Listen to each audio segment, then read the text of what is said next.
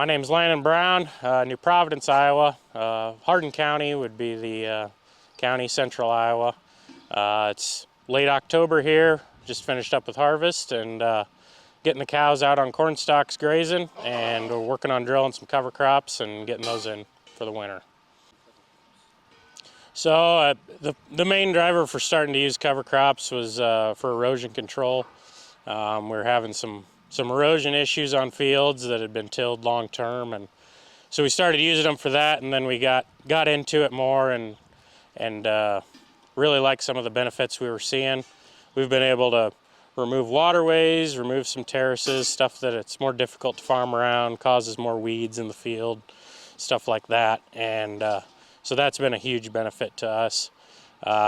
Getting on the field quicker, that's a big deal, especially when we have had a wet spring like we did this year. We weren't making any ruts or tracks, and we could get out there when we needed to. The grazing aspect has been awesome.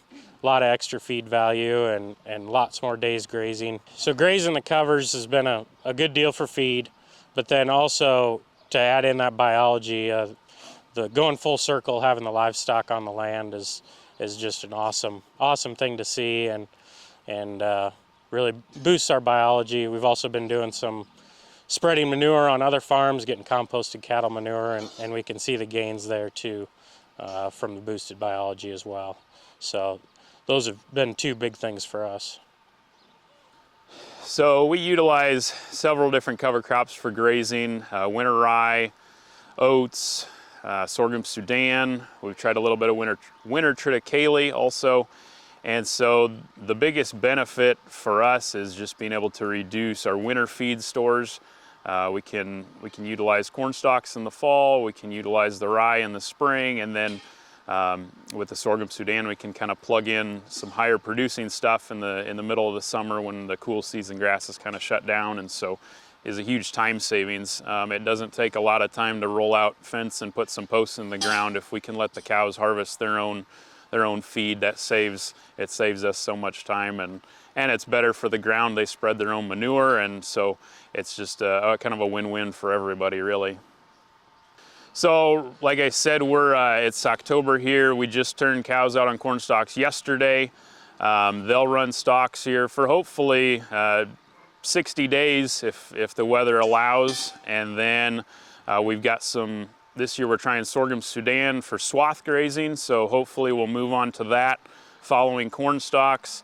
I'm not sure how long that's going to last them, but then we'll use up hay and silage over the winter mostly. Once we get to spring, it'll really depend on how early of a spring we have, but we'll have winter rye available as soon as it starts popping up, and it's amazing how little growth there needs to be, and the cows will get out there and start chewing on it and really start stretching the hay and silage at that point.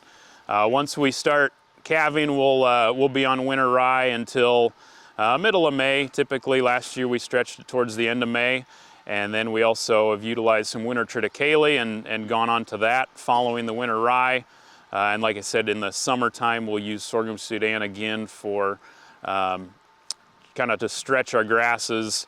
We use that following either the winter trit or following some spring grazed oats for some boost in summer grazing.